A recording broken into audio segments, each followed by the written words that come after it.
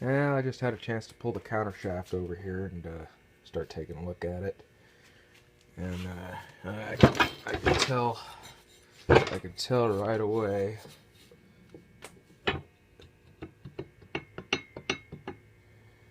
You can see this movement here. That bearing is loosey-goosey. I don't think this thing saw a healthy diet of oil through its lifetime. There's really not too much we can really do about this right now. You know, I'm just gonna paint it up, well, I'll clean it up and then we'll paint it up with the rest of the lathe. And this will be something for a future project, getting in here and sleeving this so that it runs nice again. Again, it's not a super imperative part. You know, I can probably pump a little grease in there for a while, though I hate to do that, but the bearings are already so shot anyways. I don't really see the harm in it. You can put oil in there all day long, it's just gonna fly out everywhere, so and that'll give me some time. You know, I can use the thing for a while before I decide I want to go ahead and take care of that, but yeah.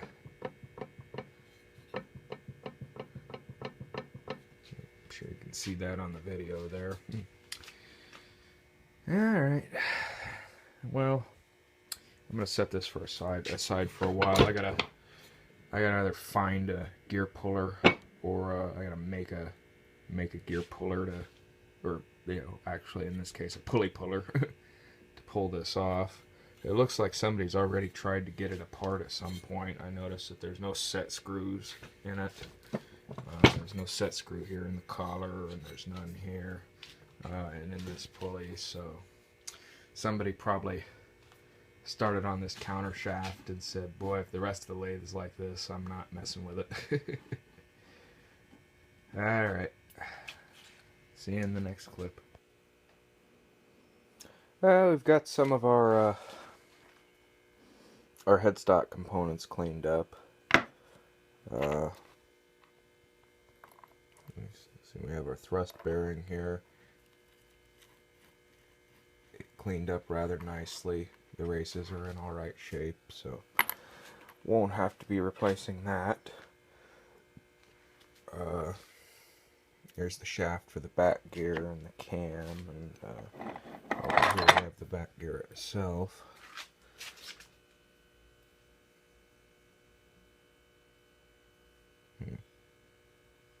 And that'll get a dip in some solvent. I'll clean the inside out with a bottle brush before that gets reassembled. You might notice it's a little, we did have some pitting on this, but it's not too terrible, and it's not going to affect the function of the gear at all. Just doesn't look as pretty. Here's the felts. Here's the felts for the headstock. They seem to be in okay shape, so I'm just going to clean them out real good with some solvent, and I'm going to reuse those. I still need to acquire some felt for some of the other parts, you know, when I redo them, especially for the gearbox. This thing is, you know, I looked at a video where they're, you know, rebuilding one of these, and this thing is packed full of felts, you know, so I'm probably going to need to replace all them because this has had grease and stuff in it, so, you know, probably actually the only felts I will be able to save are the headstock felts, so, the spindle felts, rather. You might have seen this in the background. I just dug this out. I've had this for a few years. I bought it in a lot of tooling, and I could have swore it was a South Bend wrench, but LB79, I believe that's for a LeBlond, or possibly a Logan. But in any case, it fits our tailstock rather nicely. It looks practically exactly the same as the South Bend wrenches, so that's nice. Yeah, I said we were going to talk about paint a little bit. So I got this out, and what this is I just pulled this off the shelf, so it's a little bit dusty. But I painted this several years ago, and if you watch my other videos, you might know that I collect these antique electric lanterns. This is a Delta Power Light. It was extremely popular. And it wasn't in good shape when I got it. You know, it was past the point of saving the original. So I did paint it, but I didn't actually paint it. What I ended up doing was I just used good old-fashioned Rust-Oleum automotive primer, and I used the light gray, and that's what this is, and I used the dark gray, and then I just went ahead and I clear coated it. And it's proved to be a fairly durable finish. And it looks good. The nice thing about that, you know, if you ever notice, a lot of times when you scratch paint, it'll scratch down to the primer, but it won't scratch the bare metal. So that should make this fairly easy to touch up if I need to, if you get scratches or something like that. But not that I plan on being too anal about it. So yeah, that's what I was thinking I would do so far as the paint goes. I'm also still tempted to do a green color. As I said earlier, it is my understanding that some of these wartime lathes were actually painted green. So that's where we're at now.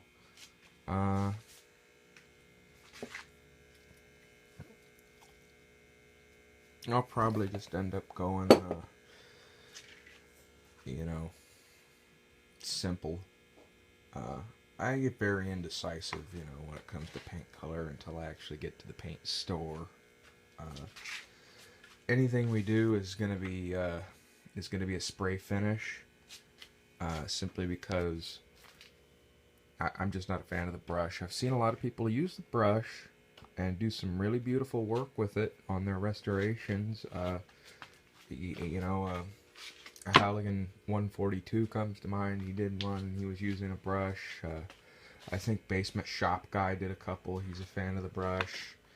And Paula over on the South Bend Lathes forum in Practical Machinist did a really beautiful restoration on a 9A, and of course using the brush as well, but I'm just not a fan of it.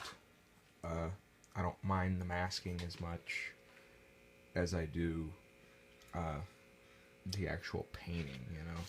So the less time I have to spend actually dealing with wet paint, the better. So that's where we're at now.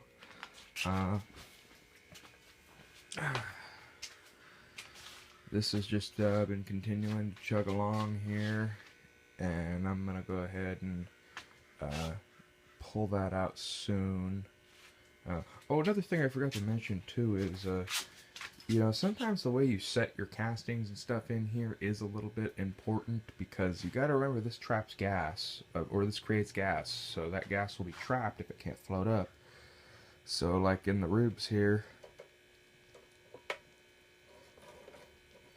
and you see I just did this earlier, but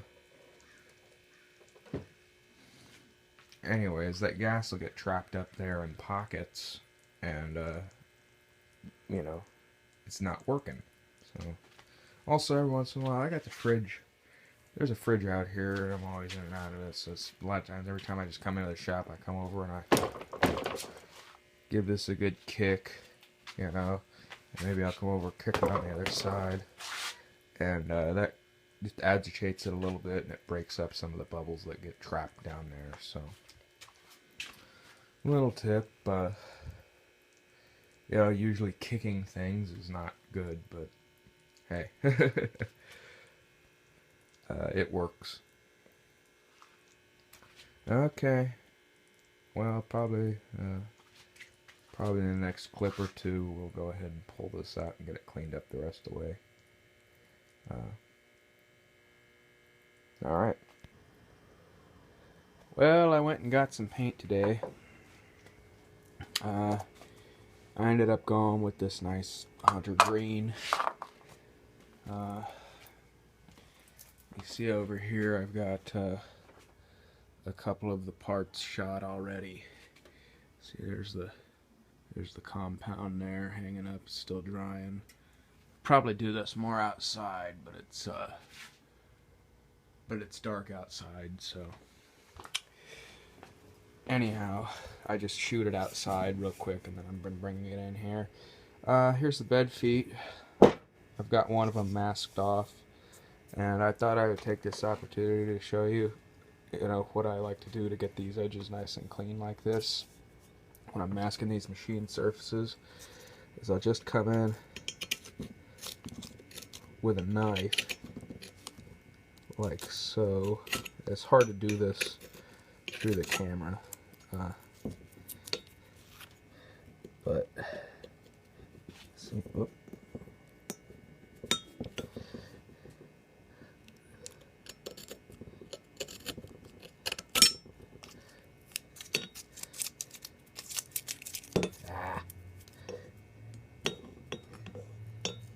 But anyways, that's how you get the nice clean edge. Just come along with a blade and scrape it. Anyhow, I gotta get back to work here. I'm gonna mask this off, and then I'm gonna go ahead and take, because I'm not using any primer here, I'm gonna go ahead and take our handy dandy naphtha. This is getting hard to get in California anymore. They're not even allowed to sell it anymore for some reason. When somebody's going up to Vegas, I have them grab me a can. Or somewhere out of state. And bring it back with them. I'll use that, and I'll wipe this all down. Just to make sure that there is absolutely no greases or oils left. Any residues of any sort. And then I shoot the paint. This, by the way, this is the high performance enamel. And, says on there, tough enough for industrial applications. Yeah, well, we'll see. And we'll see how it does. Alright. Yeah, I was looking for something to plug these holes up. Turns out a bottle cap fits just about right. I tapped it in with a hammer, and that should keep the paint out of there.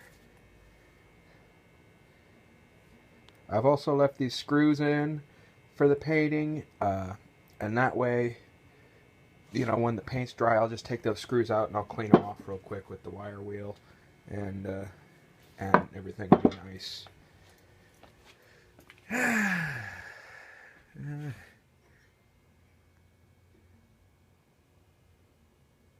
Yeah, the paint's coming out pretty nice. I said earlier, it's just like I don't really like a bunch of colors on machines, but I don't know, something about this color just appealed to me. It looks about the same as the shade of gray I wanted to paint it, at least in my eyes, but, again, colorblind. And, Hendy's were green, and they're a respectable lathe. So, alright. I think I'm gonna pull this bed out of here next and scrub it off, and then mask the waves and get a little paint laid on it. This is one I gotta plan out. Now that actually might wait till tomorrow, because I don't want to leave it outside at night in case there's any kind of condensation, but I don't think there will be. There hasn't been the last couple nights, so. It is a pretty clear sky. Yeah, we'll see. Alright. I'm going to keep working on this. I was just taking a look at this real quick, and I was actually quite surprised that, they did polish some of these castings, and I don't know if they had them in stock or not. I mean, they didn't really polish them, but they did sand them down some, and that's evident. you know, if you look at this, they did take down some of the scale on there and smooth it out, you know, very minimally. So the paint, you know, after the second coat is actually laying on rather smoothly. I did get a little bit of a run in there, which is unfortunate. So I'll probably wet sand that out and then lay another coat on. And a couple of these parts I will wet sand, I think, a little bit and then recoat. This foot here, could use a little bit more. You know, that's just the first coat on that. The can says recoat within 1 hour and 40 minutes or within 48 hours. So, so that's that. Okay. Well, I'm about to come and pull this bed out and scrub it down and get it cleaned up and dried off and ready for the paint to go on. So, I'll see you in the next clip. Okay, so I just got the bed out of the dip, and I've just been going along with my scriber and getting any just last little bits of paint off of it. You know, you'll always get a couple little stubborn areas like that just don't want to come off, and you know, these little scribers. I like this Swiss pattern scriber. That's just that's like my pen in the shop. I always have that one nearby. But it's just perfect to go in and, you know, just kind of knock any of the crap off that the electrolysis didn't get, and it works great. So I wish the whole bed looked like that with that frosting. As you can see, we've got you know, a few minor dings along here, and along here. There is a very slight ridge, but by no means is that the worst I've ever seen. So it looks like we got a pretty good bed. Won't be making rocket parts on it, but she'll turn some work out. Alright, well, I'm going to get back onto this. Right now I'm just heating the casting with a torch. Just to cook off any residual moisture that might be there. I'm not getting it super hot. It is getting warm, but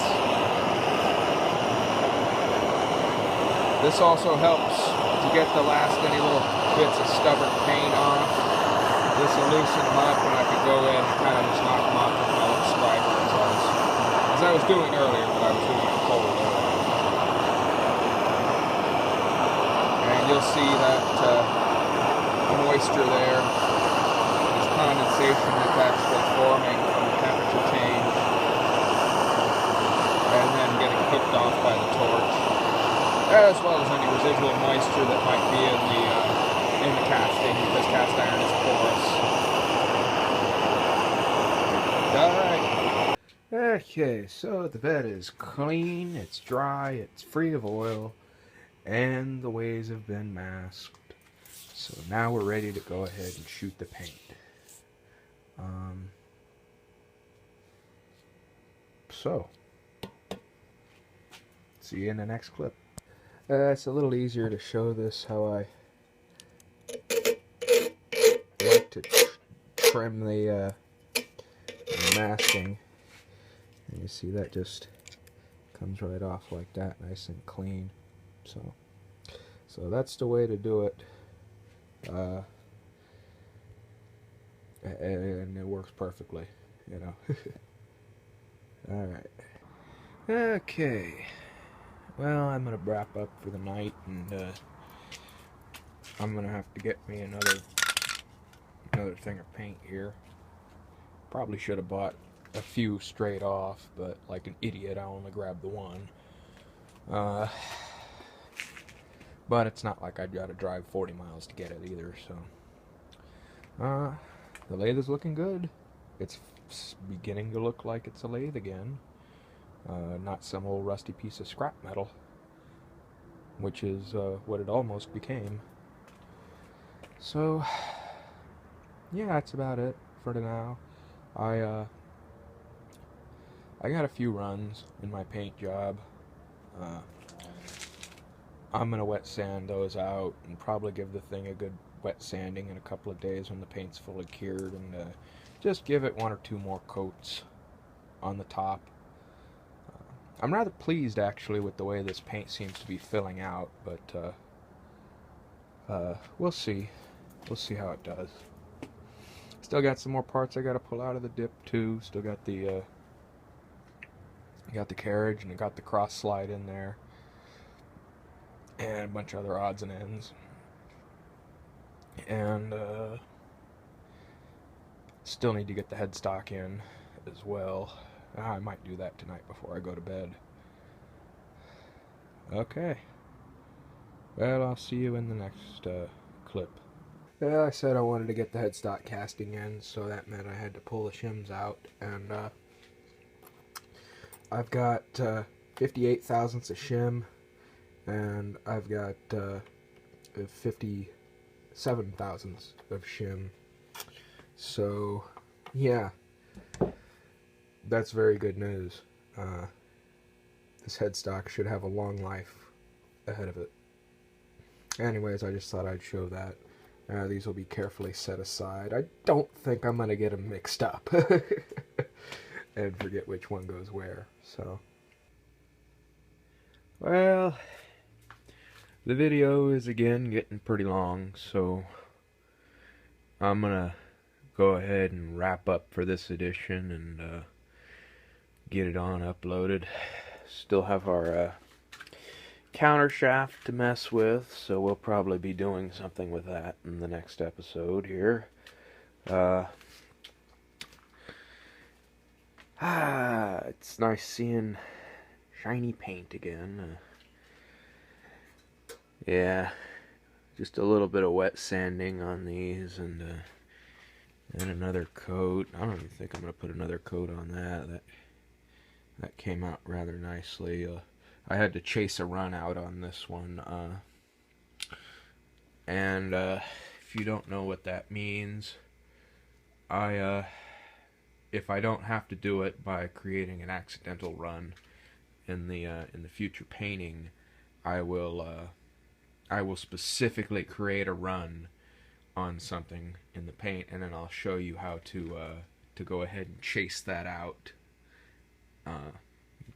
It doesn't always work.